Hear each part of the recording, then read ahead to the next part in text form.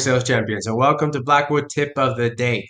We're going to be looking into a key element of cold calling, timing. So, timing is absolutely a factor in your cold calling. It's going to be something you want to research. And if you ever felt like you're catching prospects at the worst times, you don't know when they're going to be most likely to answer, this is going to be the video for you. We'll cover research-based backed insights on the best and worst times to call, plus a simple daily structure to help you maximize your results. And yes, I do include the links to the studies. Reference this in the description, so you can check them out yourself. But let's jump just right in. So timing isn't just important; it's everything in life. So even in cold calling, it also, of course, plays a factors. And studies show that you can make a huge difference in your success rate. You can look at, for example, to insidesales.com, and the likelihood of reaching a prospect increases by like over 100% when you call in the optimal time window. Similar, you can see on Uplead.com found that specific time slots consistently yield better response rate. So this means that if you have a killer script, calling at the wrong time will still mean that you get ignored. So let's talk about what are the best times to call.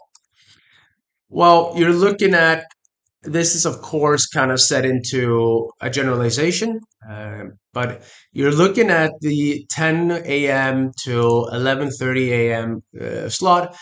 By this time, people are settling into their workday. They check their emails and they had their cup of coffee. They're kind of getting ready to take on the day. And this is also based on multiple studies, as I mentioned before.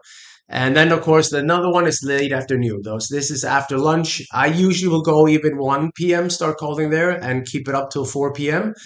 And there's a lot of professionals and a lot of business people that are transitioning between tasks and are less likely to feel rushed at this time. So this is absolutely another golden window for meaningful conversations. And those are what I call like the two slots that are like the golden window. I don't like booking meetings in those. Of course, I do if I have to, but I'd rather keep them open so I can keep filling my pipeline. So, if you've been making calls first thing in the morning or like late in the afternoon, evening, you might want to rethink your strategy a little bit there. But, you can, of course, but it's mostly just about maximizing your result. So, the worst things, I love that picture. The worst times to call are going to be what we talked about. The early morning before 9 a.m., people are busy, they're setting up their day, and are less likely to engage with anyone from cold calling at all. Lunchtime, according to, if you look at Uplead, lunchtime is the worst window to do cold calling. Prospects are either eating, socializing, or taking a break, and then after 5, people are going on their way home.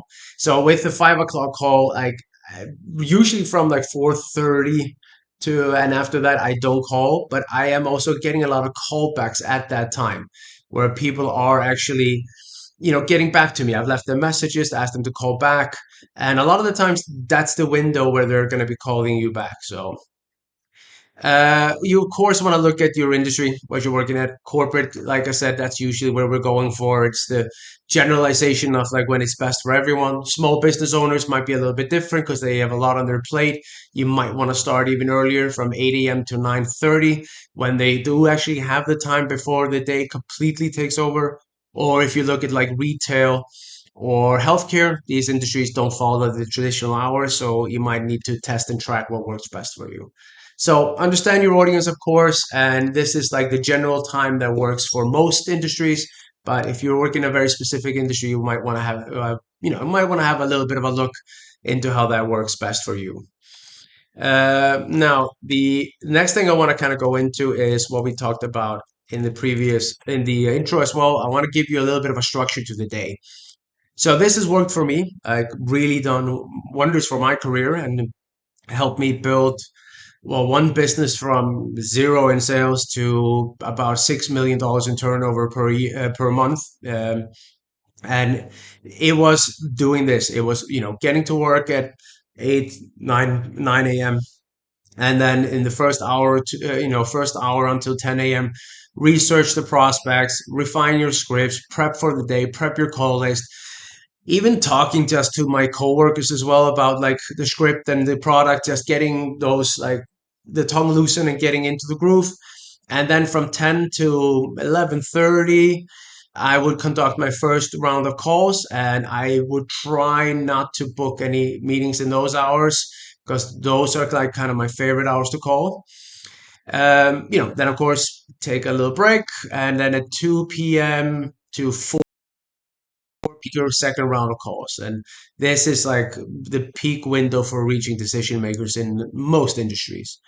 And then while you're waiting for the callbacks from 4:30 to 5:30, log your notes, review the results, and plan for tomorrow.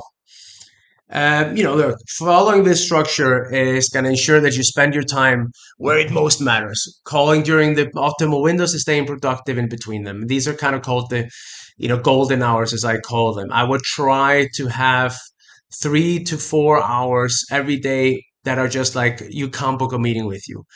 From 10 to 11, from 1 to 2 or 3, like if you block them off, so people don't book a meeting with you by mistake, then you can always kind of ensure that you're going to get your calls in and fill your pipeline with more customers and more clients.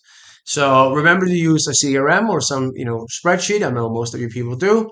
And over time, you're gonna, like, if you log in the times that you call and you book the meeting, or you got the, got the people on the phone, you're gonna see a pattern, which is gonna help you, the pattern is going to be unique to your audience. So this data will help you refine your timing and improve your results even further. So, success in cold calling isn't just about what you say, it's about, when you say it. And with the right timing, you'll see that your response rate and confidence just go skyrocket. So let's, just recap real quick. Call during the late mornings and late afternoons for the best result. Avoid early mornings, like lunchtime and late evenings. Structure your day around those optimal windows and maximize per your productivity, and try to track them. Try to see what's specific for your industry. If you found this tip helpful, make sure to hit the like button and subscribe, and turn on your notification for more sales tips.